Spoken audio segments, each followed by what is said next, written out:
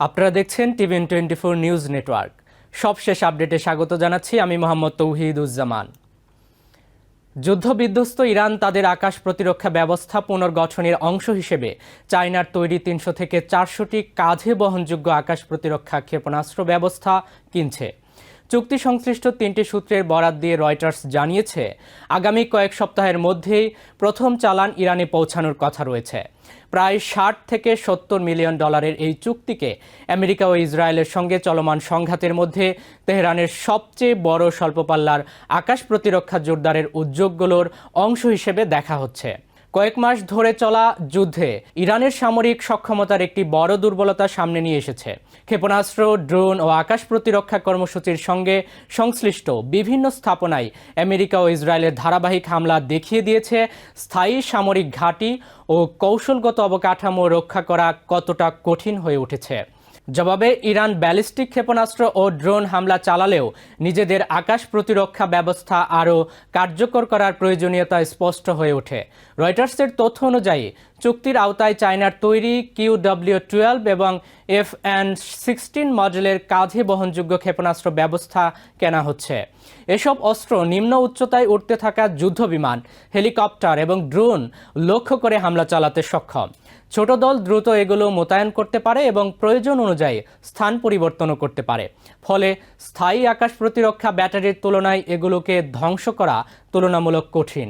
সূত্রগুলো জানিয়েছে, হংকং ভিত্তিক জংকুইং বাওসাং ইন্টারন্যাশনাল ইনভেস্টমেন্ট নামে একটি প্রতিষ্ঠান মধ্যস্থতাকারী হিসেবে চায়নার সরবরাহকারী প্রতিষ্ঠানের সঙ্গে ইরানের যোগাযোগের দায়িত্ব পালন করছে। যদিও চায়নার পররাষ্ট্র মন্ত্রণালয় এ ধরনের চুক্তির খবর সম্পূর্ণ ভিত্তিহীন বলে দাবি করেছে। বেইজিংয়ের ভাষ্য, সংঘাতের অবসান ও শান্তি প্রতিষ্ঠায় ভূমিকা রাখাই চায়নার নীতি। অন্যদিকে ইরানের পররাষ্ট্র মন্ত্রণালয় এ বিষয়ে কোনো মন্তব্য করেনি। চুক্তি সম্পন্ন হলেও সরবরাহের সময়সূচি, চূড়ান্ত সংখ্যা কিংবা বাস্তবায়নের অন্যান্য বিষয় এখনও পরিবর্তিত হতে পারে বলেও সতর্ক করেছেন সংশ্লিষ্ট সূত্রগুলো। পরিকল্পনা অনুযায়ী প্রথম দফায় পশ্চিম চায়নার উরুমকি থেকে চালান পাঠানো হবে। এরপর পাকিস্তান হয়ে ইরানে পৌঁছানোর কথা রয়েছে। তবে পুরো পরিবহন ব্যবস্থা আকাশপথে হবে নাকি স্থলপথে হবে তা এখনও স্পষ্ট করা হয়নি।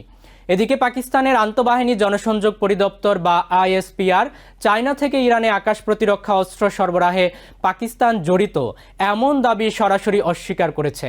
সংস্থাটি বলেছে, এ ধরনের খবর সম্পূর্ণ মনগড়া ও অসত্য।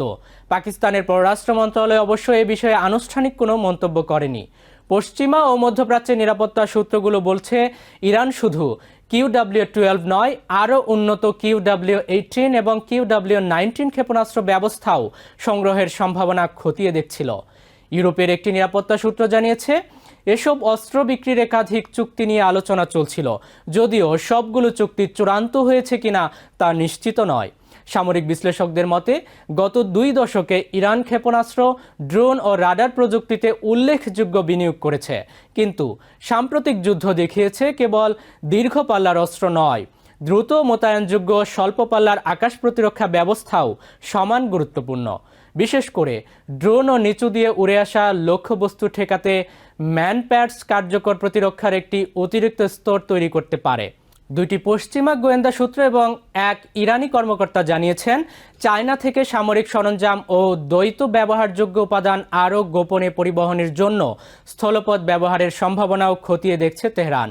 এতে সরবরাহ ব্যাহত হওয়ায় ঝুঁকি কমানো সম্ভব হতে পারে। এই চুক্তি আরও একটি বিষয় স্পষ্ট করেছে, বহু বছরের নিষেধাজ্ঞা ও প্রতিরক্ষা আমদানির সীমাবদ্ধতা সত্ত্বেও ইরান এখনও নিজস্ব অস্ত্র উৎপাদনের পাশাপাশি বিদেশি সরবরাহকারীদের উপর নির্ভর করে সামরিক সক্ষমতা বাড়ানোর চেষ্টা চালিয়ে যাচ্ছে। একই সময়ে রয়টার্সের আগের এক প্রতিবেদনে বলা হয়েছিল, ইরান চায়নার কাছ থেকে জাহাজ বিধ্বংসী ক্রুজ ক্ষেপণাস্ত্র কেনার পৃথক একটি চুক্তিরও কাছাকাছি পৌঁছেছিল।